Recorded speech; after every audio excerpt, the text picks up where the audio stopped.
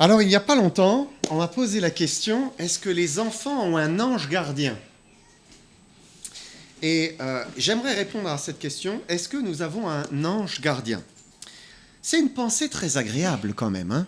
L'idée d'avoir un être invisible, puissant, bon, sage, qui est là, qui est juste à côté de nous, qui veille sur nous, qui nous protège, qui nous guide, qui nous accompagne sur le chemin de la vie. On ne le voit pas, mais voilà, il est là, avec nous. Alors, eh bien, en regardant un petit peu, j'ai vu qu'il y a des centaines et des centaines de livres, peut-être des milliers, hein, qui ont été écrits sur le sujet, avec des titres comme « Notre ange gardien existe »,« 365 jours avec mon ange gardien », ou encore « Communiquer avec son ange gardien et kiffer sa vie ». Ça doit être un livre récent, hein, pour dire ça. Et puis, si vous cherchez sur Internet, hein, vous allez trouver toutes sortes de sites ésotériques, mystiques, religieux ou commerciaux, hein, qui font la promotion des anges. Et vous lisez plein de choses absurdes, même loufoques. Hein. Par exemple, il y avait un calculateur gratuit pour trouver votre ange physique, votre ange émotionnel et votre ange intellectuel. Mais où on va chercher des choses comme ça, je n'ai pas pu m'empêcher de le faire. Je l'ai fait. Donc, j'ai eu le droit aux anges 9, 43 et 72. Et oui, ils auraient un chiffre, un nombre, et un nom. Alors, je ne vous dis pas les noms. Hein. Comment savoir ce qui est vrai, ce qui est faux ? Comment savoir ? Est-ce que nous avons réellement un ange gardien ? Pour le savoir, il faut aller à la source. Il faut prendre sa Bible, il faut ouvrir la Bible, il faut lire la Bible. Puisque si on n'avait pas la Bible, mais même la pensée des anges, elle n'existerait pas. On n'y pensait pas, puisque voilà, c'est quelque chose qui vient de la parole de Dieu. Et malheureusement, si le sujet des anges intéresse vraiment beaucoup de gens, la plupart ne vont jamais à la source. Ils ne vont pas dans la Bible. Ils vont se contenter d'aller chercher, taper comme ça, et glaner en fait des idées, des pensées qui sont humaines ou parfois diaboliques. D'où vient l'idée d'un ange gardien ? C'est d'un verset de la Bible, quand même. Et on va le prendre ensemble, c'est Matthieu 18, verset 10. Matthieu 18, verset 10. Où nous lisons « Gardez-vous de mépriser un seul de ces petits, car je vous dis que leurs anges, dans les cieux, voient continuellement la face de mon Père qui est dans les cieux. » Donc, quand vous prenez le contexte, Jésus parle des petits-enfants. Alors, on a tiré la conclusion que chaque enfant sur terre aurait un ange gardien. Et même, par extension, on va jusqu'à dire que chaque homme, eh bien, aurait un ange gardien qui l'accompagne tout au long de sa vie. Alors, je peux déjà vous donner la réponse, c'est non. C'est pas vrai. C'est pas vrai. Alors, c'est pas moi qui le dis, c'est la parole de Dieu. Et on va le voir ensemble. Hein. Pour le comprendre, il faut lire, il faut s'intéresser, il faut creuser. Et quand on lit cette parole de Jésus, elle est belle, hein, elle est agréable, mais il faut la remettre dans le contexte. Et il faut lire avant, il faut lire après. Donc on va lire tout le passage. On va lire Matthieu 18, 1 à 14, si vous voulez bien le lire avec moi. À ce moment, les disciples s'approchèrent de Jésus et dirent « Qui donc est le plus grand dans le royaume des cieux ?» Jésus, ayant appelé un petit enfant, le plaça au milieu d'eux et dit « Je vous le dis en vérité, si vous ne vous convertissez et si vous ne devenez comme les petits-enfants, vous n'entrerez pas dans le royaume des cieux. C'est pourquoi quiconque se rendra humble comme ce petit enfant sera le plus grand dans le royaume des cieux. Et quiconque reçoit en mon nom un petit enfant comme celui-ci me reçoit moi-même. Mais si quelqu'un scandalisait un de ces petits qui croient en moi, il vaudrait mieux pour lui qu'on suspende à son cou une meule de moulin et qu'on le jette au fond de la mer. Malheur au monde à cause des scandales, car il est nécessaire qu'il arrive des scandales, mais malheur à l'homme par qui arrive le scandale. Si ta main ou ton pied sont pour toi une occasion de chute, coupe-les et jette-les loin de toi. Mieux vaut pour toi entrer dans la vie boiteux ou manchot que d'avoir 2 pieds ou 2 mains et d'être jeté dans le feu éternel. Et si ton œil est pour toi une occasion de chute, arrache-le et jette-le loin de toi. Mieux vaut pour toi entrer dans la vie n'ayant qu'un œil que d'avoir 2 yeux et d'être jeté dans le feu de la géhenne. Gardez-vous de mépriser un seul de ces petits, car je vous dis que leurs anges dans les cieux voient continuellement la face de mon Père qui est dans les cieux. Car le Fils de l'homme est venu sauver ce qui était perdu. Que vous en semble? Si un homme a 100 brebis et que l'une d'elles s'égare, ne laisse-t-il pas les 99 autres sur les montagnes pour aller chercher celle qui s'est égarée? Et s'il la trouve, je vous le dis en vérité, elle lui cause plus de joie que les 99 qui ne se sont pas égarés. De même, ce n'est pas la volonté de votre Père qui est dans les cieux qui se perde un seul de ses petits. On va s'incliner dans la prière. Seigneur, merci. Merci d'être avec moi et de bénir ta parole maintenant, de conduire, d'inspirer, Seigneur, et de glorifier ton Fils seul. Merci pour tout ce que tu nous apprends sur toi, sur l'éternité, sur l'au-delà, Seigneur, et aide-nous à comprendre et à vivre dans la vérité. Nous te le demandons par Jésus-Christ. Amen. Donc, dans notre passage, avant d'aborder cette question des anges, Jésus répond à une question des disciples. La question, donc, ils se sont approchés de Jésus et ils ont dit « Qui donc est le plus grand dans le royaume des cieux ?» Alors, pourquoi cette question? Quand vous recoupez les évangiles, on s'aperçoit qu'en fait, les disciples ne demandaient pas « Mais qui peut bien être le plus grand dans le royaume des cieux ?» Mais ils étaient plutôt en train de se dire « Mais qui est le plus grand parmi nous? Qui aura la meilleure place arrivée dans le ciel ?» Alors, on se dit « Mais c'est quand même bien futile, hein, on a l'impression d'être dans une cour de récré, là. » Mais bon, c'était un peu ça, c'était un peu ça. Alors Jésus va leur donner une petite leçon, et puis il appelle un petit enfant, et puis il le prend à côté de lui, il le place au milieu d'eux. Je vais relire les versets 3 et 4. « Je vous le dis en vérité, si vous ne vous convertissez et si vous ne devenez pas comme les petits-enfants, vous n'entrerez pas dans le royaume des cieux. C'est pourquoi quiconque se rendra humble comme ce petit enfant sera le plus grand dans le royaume des cieux. » Quel est le propre des petits-enfants? Tout d'abord, on pourrait dire c'est la crédulité et la confiance. Naturellement, ils croient, ils font confiance. Et Jésus, quand on réfléchit aux enfants, Jésus devait être un héros pour les enfants de l'époque. Parce que, vous savez, voilà, ils traînaient dans les pattes, ils étaient un peu partout, ils écoutaient les adultes qui parlaient de Jésus, qui expliquaient ce qu'il avait fait, et puis ils étaient aussi témoins, parce que les adultes le voyaient agir, mais les enfants aussi. Et certainement entre eux, eh bien, ils en parlaient, Jésus qui guérissait les malades, Jésus qui ressuscitait les morts, Jésus qui faisait du bien partout où il allait, et en plus, Jésus qui était accueillant vis-à-vis des enfants, qui les prenait sur lui, qui était bienveillant vis-à-vis d'eux. Alors assurément, c'était un héros pour eux, sûr. Et ils croyaient en lui sans mal, naturellement. Un peu, on se dirait aujourd'hui, on voit des enfants, là, des petits-enfants avec des étoiles dans les yeux, Captain America, un super-héros. Mais Jésus était là, au milieu d'eux, et ils croyaient en lui. Et certainement, les petits-enfants étaient les premiers convertis, on va dire, de Jésus-Christ. L'enfant fait facilement confiance. L'adulte, lui, il réfléchit.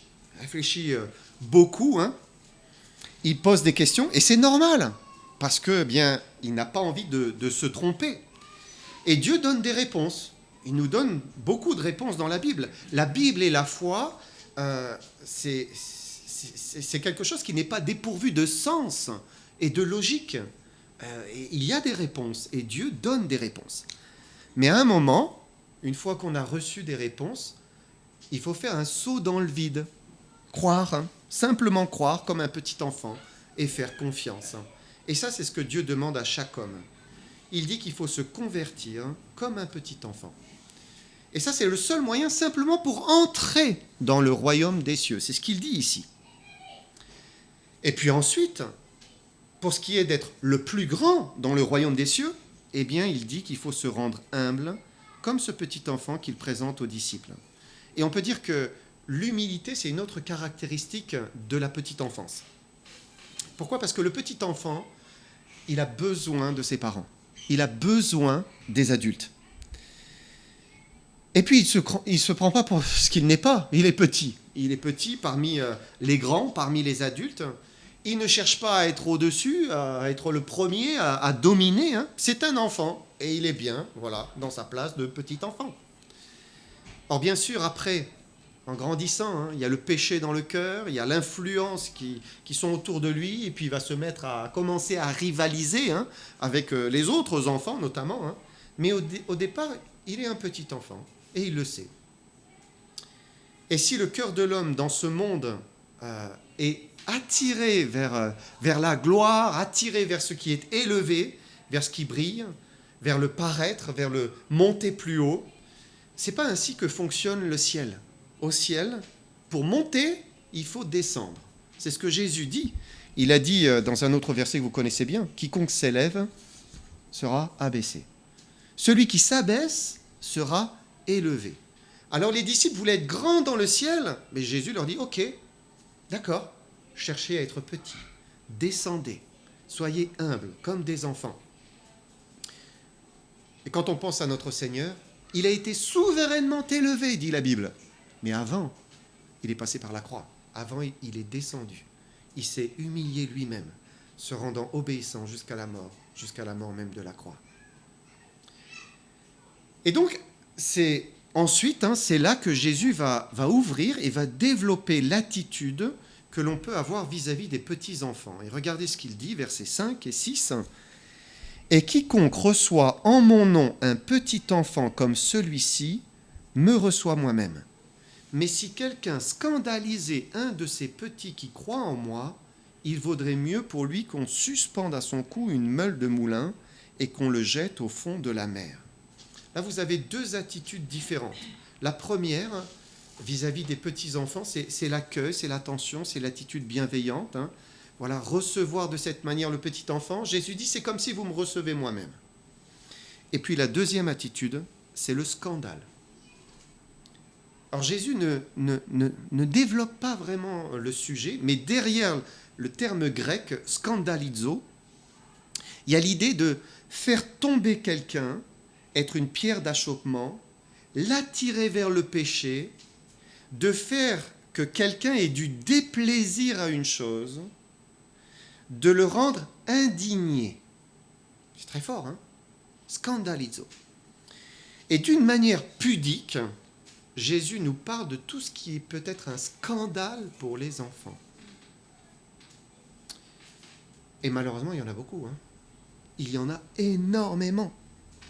Avant Internet, avant les médias, les réseaux sociaux, les photos numériques, on peut dire qu'il y a tout un pan de la société qui était caché, qui était dans l'ombre. On ne savait pas ce qui se passait. Mais maintenant, on voit le péché qui éclate partout. C'est incroyable. Les hommes sont méchants, sont pervers, sont infâmes avec des enfants. On le voit dans le sport, on le voit dans la politique, on les voit même chez des religieux. C'est partout. Les hommes sont pervers. Parce que l'homme est mauvais, il est pécheur.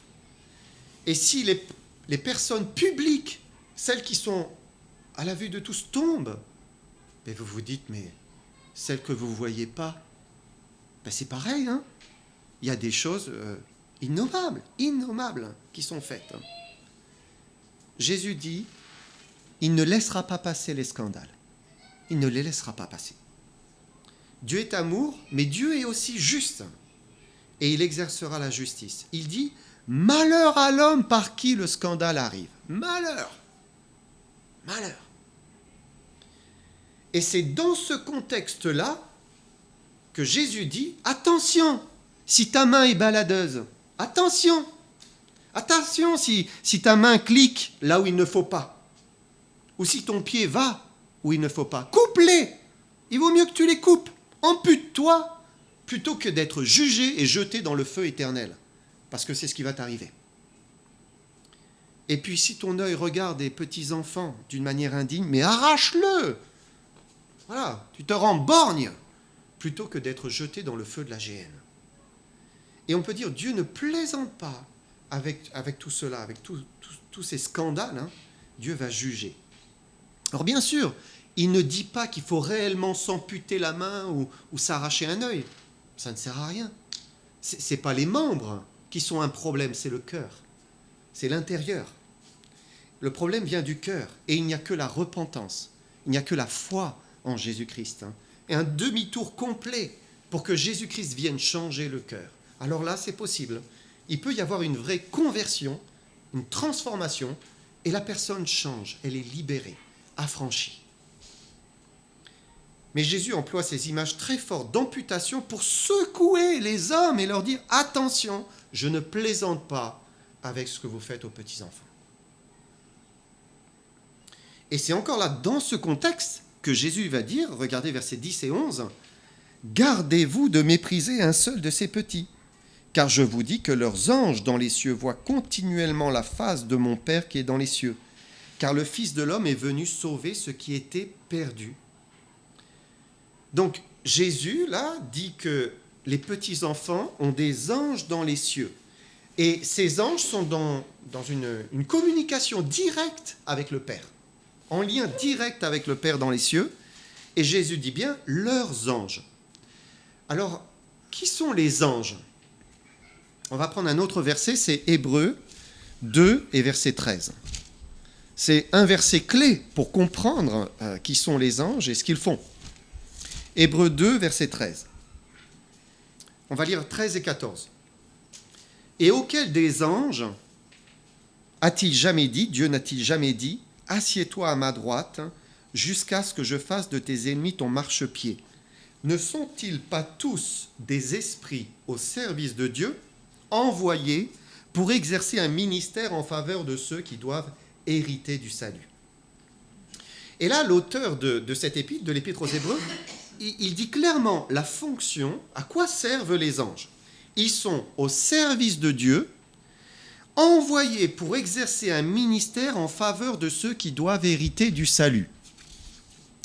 Donc, les anges ne sont pas envoyés pour exercer un service, un ministère c'est un service, pour tous les hommes. Mais il dit spécifiquement ceux qui doivent hériter du salut, c'est-à-dire ceux qui vont être sauvés, ceux qui vont se convertir à Jésus-Christ, ceux qui vont croire et devenir des enfants de Dieu. On a lu que Jésus exhorte tous les hommes à devenir des petits-enfants et à se convertir en croyant en lui, en recevant Jésus comme Sauveur et Seigneur. Mais qu'est-ce qui arrive à ceux qui ne veulent pas de Jésus-Christ, ceux qui ne se convertissent pas à Jésus-Christ? La Bible dit ils vont périr parce qu'ils n'ont pas voulu accepter le pardon que Dieu leur offre, leur donne au travers de Jésus, ils vont périr. Et Dieu sait, bien sûr, qui va croire et qui ne va pas croire. Qui passera du statut de créature de Dieu à celui de fils, de fille de Dieu par la nouvelle naissance. Dieu sait à l'avance. Et il permet qu'il y ait des anges qui prennent soin, qui protègent, qui entourent, qui veillent sur ceux qui vont hériter du salut, sur ceux qui vont croire, ceux qui vont se convertir à Jésus-Christ. Et quand Jésus parle des petits-enfants, c'est intéressant, on l'a lu tout à l'heure, peut-être vous n'avez pas trop fait attention, mais il dit au verset 6 en Matthieu, « Mais si quelqu'un scandalisait un de ces petits qui croit en moi, qui croit en moi. » Et donc il évoque ceux qui ont foi en lui, qui croient en lui, parce qu'ils vont hériter du salut. Et donc, les anges n'exercent pas un ministère en faveur de tous les hommes, mais seulement envers ceux qui vont devenir des enfants de Dieu, ceux qui croient et qui sont enfants de Dieu. Est-ce que ça veut dire que Dieu n'aime pas les autres ? Mais non, au contraire, il aime tous les hommes, puisqu'il a donné son Fils pour mourir, verser son sang pour sauver tous les hommes, réellement tous les hommes. Le pardon, il est pour tous, et Jésus-Christ est la solution pour sauver tous les hommes. Mais si quelqu'un ne veut pas croire, s'il ne veut pas se repentir, et s'il ne voudra jamais se repentir, et il ne voudra jamais croire, eh bien Dieu le sait, il le sait. Alors les anges ne seront envoyés que pour les autres et pas pour lui, parce que c'est inutile, il ne veut pas aller au ciel, il ne veut pas du pardon de ses péchés. Et Dieu veut sauver les hommes, mais les hommes sont libres, et dans leur liberté, eh bien, ils peuvent choisir de refuser. Et Dieu ne forcera pas l'homme à aller au ciel si ce n'est pas sa volonté, s'il ne veut pas se repentir et croire. Néanmoins, on peut se demander, mais pourquoi Dieu se sert d'anges pour protéger ceux qui hériteront du salut? Pourquoi? Est-ce qu'il court des dangers? La Bible dit que oui. Depuis la chute, on le sait, on le voit, et encore aujourd'hui on le voit, la guerre est partout sur la terre. Les hommes se font la guerre, mais la guerre, elle est aussi dans le ciel. Il y a une guerre dans le ciel, dans l'au-delà, dans l'invisible, et cette guerre, elle a commencé le jour où Lucifer, l'ange de lumière que Dieu avait créé, un ange magnifique, le jour où cet ange a fait le choix de s'opposer au Créateur. Pourquoi? Parce que de la même manière que nous devons choisir, les anges ont dû aussi choisir. Est-ce que je vais aimer Dieu, l'adorer, le servir, ou non, je vais le rejeter et vouloir vivre indépendamment de lui? Les anges ont dû faire un choix. Et la Bible dit qu'un tiers des anges, un tiers des étoiles sont tombés. Et donc ont rejeté finalement, n'ont pas voulu se soumettre à leur Créateur. Et ce jour-là, ils sont devenus des démons. Dieu les a alors exclus de sa sainte présence. La Bible dit qu'ils ont été précipités sur la terre. Et puis ces démons, avec leur chef, maintenant, le diable, n'ont qu'une seule pensée, c'est faire tout ce qui déplaît à Dieu. Tout ce qui déplaît à Dieu. Et donc ça va être, mais pousser les hommes vers le péché, les pousser vers le mal, les pousser vers la violence, vers la haine, les pousser vers tout ce qui est contre nature, vers tout ce qui est vulgaire, et puis les pousser vers la mort. Les pousser vers le suicide, ou les pousser à se tuer les uns les autres, ou faire en sorte qu'ils aient des maladies, qu'ils aient des accidents, et qu'ils meurent, simplement qu'ils meurent. Parce que s'ils meurent sans s'être repentis, sans avoir cru en Jésus-Christ, ils sont perdus pour l'éternité. Voilà leur travail, voilà leur pensée. Parce que le pécheur qui n'est pas sous le sang de l'alliance, purifié par Jésus-Christ et dans la foi au Fils de Dieu qu'il a aimé, qui s'est livré lui-même pour lui, il est perdu. Il est perdu pour l'éternité. Il sera jugé à cause du poids de ses péchés. Et on ne peut pas blâmer Dieu parce que c'est le choix de l'homme. L'offre du salut, de la grâce, du pardon est là. Saisissez. Jésus dit, mais venez à moi. Venez à moi. Quiconque croit sera sauvé. Quiconque. Il a dit dans Jean 3,16, Dieu a tant aimé le monde qu'il a donné son Fils unique, afin que quiconque croit en lui ne périsse point, mais qu'il ait la vie éternelle. Et ce quiconque, voilà, c'est moi, c'est vous, c'est chacun, c'est toute personne là dehors, c'est quiconque. Mais si ce quiconque ne veut pas croire, s'il ne veut pas se repentir, alors il va mourir dans ses péchés. Et donc les diables poussent les hommes vers le péché et poussent les hommes vers la mort pour qu'ils meurent sans avoir cru et qu'ils soient perdus. Matthieu 18, verset 11, « Car le Fils de l'homme est venu sauver ce qui était perdu. » Et c'est pour cela que les anges exercent un ministère en faveur de ceux qui doivent hériter du salut. Les anges de Dieu vont protéger, vont prendre soin, vont entourer toutes ces personnes pour que finalement elles puissent parvenir à la foi et être sauvées. Matthieu 18, 12, on va lire la suite. « Que vous en semble, si un homme a 100 brebis et que l'une d'elles s'égare, ne laisse-t-il pas les 99 autres sur les montagnes pour aller chercher celle qui s'est égarée? Et s'il la trouve, je vous le dis en vérité, elle lui cause plus de joie que les 99 qui ne se sont pas égarés.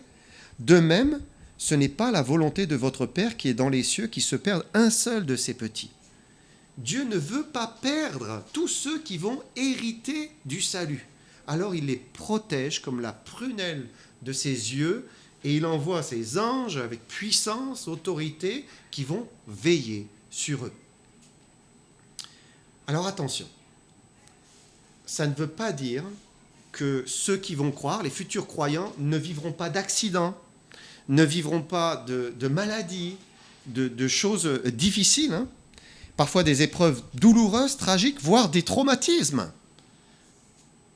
Malheureusement, non. Ils vont aussi le vivre, mais Dieu ne permettra pas que ces souffrances terrestres les terrassent et les conduisent à la mort. Il ne le permettra pas. Parce que les anges vont toujours veiller, vont toujours être là sur eux, et ils vont les protéger. Ils vont les protéger pour qu'un jour ils puissent croire et recevoir la vie éternelle. Pourquoi ? Jésus dit parce qu'il n'est pas dans la volonté du Père qui est dans les cieux, qui se perde un seul de ses petits. Ils hériteront tous du salut. Ils croiront. Alors, est-ce que tous les hommes ont un ange gardien ? Non, on l'a vu. Seulement ceux qui vont croire. Seulement ceux qui vont accepter le Seigneur et le Sauveur. Mais on peut se demander aussi, est-ce que les croyants ont un ange gardien spécifique ? Parce qu'on entend ça, mon ange gardien. La Bible ne dit pas ça. La Bible dit simplement que les anges veillent sur nous, mais on ne peut pas dire j'ai un ange en particulier, voilà, c'est mon copain, mon ami. Hein. Non, non, non, non. Les anges, c'est tout. C'est vague. Hein. C'est vague. Pour terminer, il est important de comprendre que la Bible n'ouvre aucune porte pour parler aux anges. On ne peut pas s'adresser aux anges. Hein. Il n'y a rien dans la Bible sur ce sujet, hein, à part des choses, des miracles hein, que Dieu a permis autrefois, c'est-à-dire des anges qui apparaissaient directement à certains personnages bibliques importants parce qu'il y avait des situations importantes qu'il exigeait. À ce moment-là, il y a eu une interaction. Mais sinon, Dieu ne veut pas que nous parlions aux anges. Dieu ne nous demande pas de nous adresser aux anges. Pourquoi ? Parce que les anges ne sont pas des médiateurs. Parfois, j'ai lu, hein, mon ange, mon médiateur. Non, ils ne sont pas des médiateurs. On ne communique pas avec son ange afin de kiffer sa vie. Si on veut aimer la vie, on s'approche de Dieu par Jésus-Christ. C'est lui la solution. Parce que c'est lui qui est le seul médiateur entre Dieu et les hommes. Et donc, si je veux m'approcher de Dieu, je m'approche de Jésus-Christ, qui est mort pour moi, et qui m'ouvre l'accès jusqu'au ciel. C'est lui qui me permet d'être en communion avec Dieu. Par contre, les autres anges, les ennemis de Dieu, les démons, ils sont capables de se déguiser en anges de lumière, dit la Bible. Et eux, eh bien, ils peuvent détourner l'homme de Jésus-Christ pour que la personne, elle se satisfasse d'une relation mystérieuse, là, avec quelque chose dans l'au-delà, des puissances invisibles. Et ça la contente, elle se dit, mais il y a quelque chose, hein, il y a eu des signes, et j'ai vu des signes, et vraiment... Et elle rentre dans un processus où c'est le diable qui est en train de se jouer d'elle. Parce que la Bible n'encourage certainement pas à ces choses. Mais la personne devient prisonnière parce qu'il semble qu'elle ait des réponses. Il semble qu'il y ait des choses qui se passent. Et donc, du coup, voilà, elle finit par y croire. Mais qu'est-ce qu'elle fait ? Elle va se contenter de cela et ne va plus aller vers Jésus-Christ, qui est le seul moyen d'entrer en communion avec Dieu. Alors j'ai vu que la veuve de Jean-Pierre Pernaut, vous savez, Jean-Pierre Pernaut, donc son deuxième mariage a été avec une ancienne Miss France, hein, qui s'appelle Nathalie Marquet-Pernaut. Elle a écrit un livre en 2001. Le titre est « Moi j'y crois, mes anges, mes guides, mes prémonitions ». Donc quand vous lisez le dos du livre, vous apprenez que finalement c'est un recueil de ses expériences où elle mêle les rêves, les prédictions des voyantes, les intuitions, la médiumnité, l'astrologie, la numérologie, la relation avec les morts et puis bien sûr les anges. Mais là vous avez la liste bien complète de tout ce que Dieu réprouve, tout ce que Dieu ne veut pas qu'on fasse. Voilà, vous avez une belle liste, hein. C'est contraire à la pensée de Dieu, contraire à la volonté de Dieu. Ces choses, ce sont des outils du diable pour éviter aux hommes d'aller directement à Dieu par Jésus-Christ. Parce qu'une fois qu'ils sont piqués par ces choses et qu'ils commencent à avoir des réponses, ils commencent à avoir des signes, ils commencent à voir des choses, eh bien c'est fini quoi. Ils y croient, mais vraiment, et ils vont y aller. Et ils en recevront davantage, hein. Mais ils n'iront jamais à Jésus-Christ. Et ils ne croiront jamais en Jésus-Christ. Et ils ne liront pas la Bible, malheureusement. Parce que beaucoup de personnes aiment l'idée d'avoir une relation avec l'au-delà, hein. Nous sommes des êtres spirituels, donc il y a cette partie en nous, hein, qui cherche, hein, qui a envie quelque part, hein. Il suffit de voir le nombre d'avis positifs sur ceux qui ont lu ce livre, mais ils sont contents, ils sont très contents. Beaucoup sont prêts à chercher des réponses dans n'importe quoi, sans se soucier des dangers, sans se soucier de l'ennemi. Il n'y a qu'un seul moyen d'entrer en contact avec le Créateur, Jésus-Christ, son Fils. C'est le seul moyen, c'est la seule voie qui nous ouvre la voie vers le ciel. C'est la seule qui nous mène à la réconciliation avec le Père, au pardon, à la vie éternelle. Et j'aimerais terminer avec Jean 14, 6, que vous connaissez bien, mais qui nous dit « Je suis le chemin ». Jésus dit « Je suis le chemin, la vérité et la vie.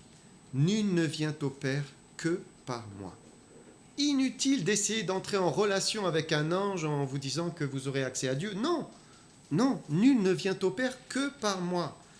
Même si c'était possible, l'ange n'est pas le chemin. Il n'est pas la vérité. Il ne conduira pas à la vie. La solution, c'est Jésus-Christ et Jésus-Christ seul. C'est lui qui donne les réponses, c'est lui qui ouvre le ciel et c'est lui qui nous donne des certitudes quant à l'éternité. Que le Seigneur vous bénisse avec ces paroles.